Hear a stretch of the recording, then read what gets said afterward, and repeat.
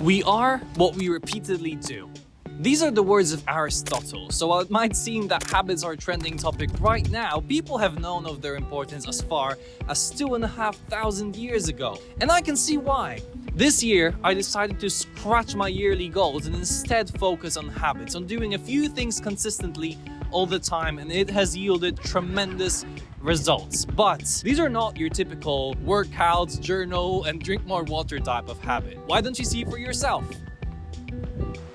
This looks like a good spot for the first habit, huh? Alright, so habit number 1 is say thank you more. I genuinely believe we all have something to be happy about, all have something to be thankful for, but the deal is we are surrounded by better. People are doing better on social media, people have better cars, better jobs, better vacations, and other people's better makes us lose sight of our own good. But guess what? We are also surrounded by worse. Millions of people around the world would kill to be where you and I are right now in this very moment. Either way, I think we both should start appreciating the running water inside of our taps, because it truly is the key to happiness. We have so much we could lose in an instant, so much that we take for granted. And the worst part is, most of these things are actually people. So this is why saying thank you more is the number 1 on this list. Send a thank you note to someone you admire. Call someone you love and tell them that. Honestly, this has been the most life-changing habit I've built. A very practical way to practice gratitude as well is just writing down one thing you're grateful for every single evening. Trust me, it will change your life. Okay, but now we gotta take a detour, so let me just untangle this, because we have got to put an ND filter on this bad boy.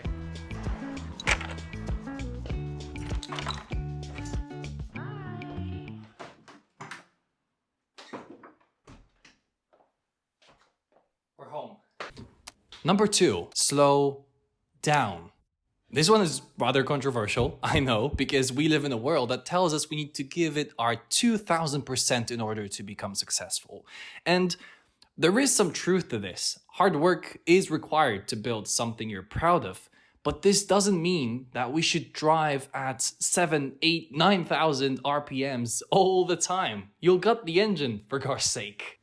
I mean, trust me, I have overworked myself way too much, and I have been labeled a workaholic once too many. But what I'm trying to do now is a little bit different, especially now in my 20s, because life is about so much more than just work. It's about experiences, people, memories, emotions, relationships, fun. And I think that is why I found slowing down to be so damn beneficial to my happiness and also mental health. Because it's not about quitting your job completely and living on the beach. It's about taking a walk, looking out the window, having a call with a friend, sipping a coffee a little bit longer than you usually would have. It's about the little things.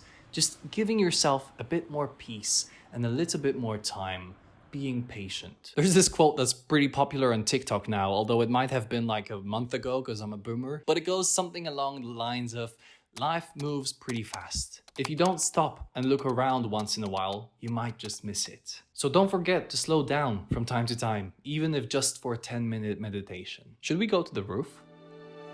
I think we should go to the roof. Let's go to the roof. Alright, so habit number 3, do less. Your boy is just spitting controversy today, huh? But I have a point and I'll get to it, but let's go outside first.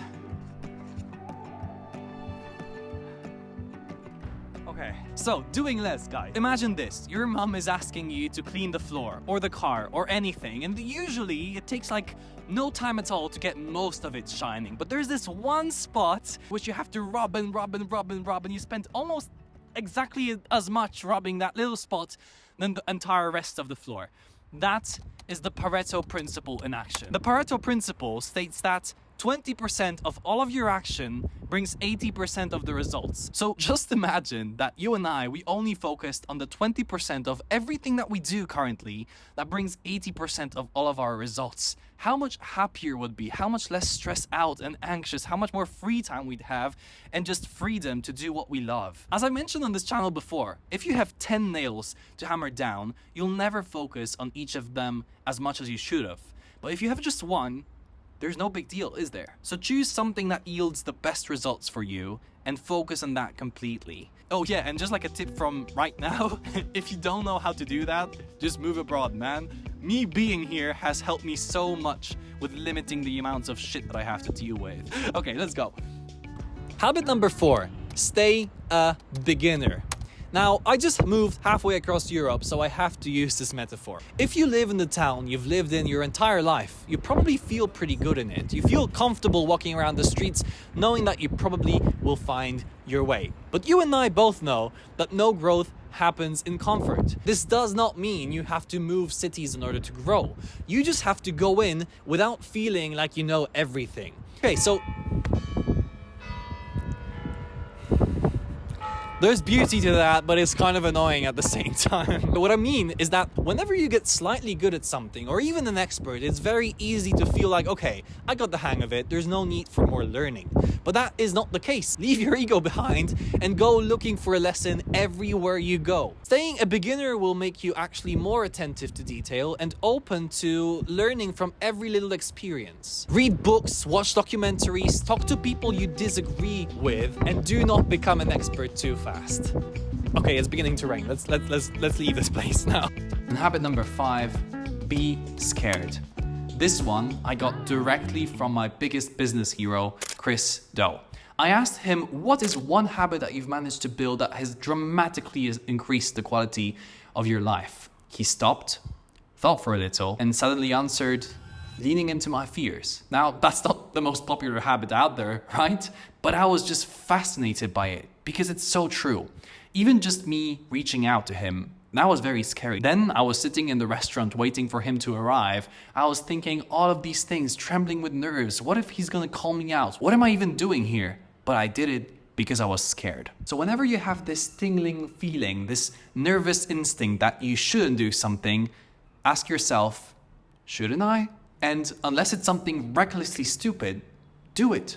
I have never regretted a decision made that way. Maybe someday I will, but I'm willing to take that risk. If you're new to this channel, welcome. My name is Bartek. I'm a rational romantic with a mission to help 1 million Genzers become helpless optimists. I run a small graphic design studio, and on this channel I tell stories about self-growth with a philosophical twist. So if that's something you're into, hit the subscribe button, like button, and I'll see you down the river.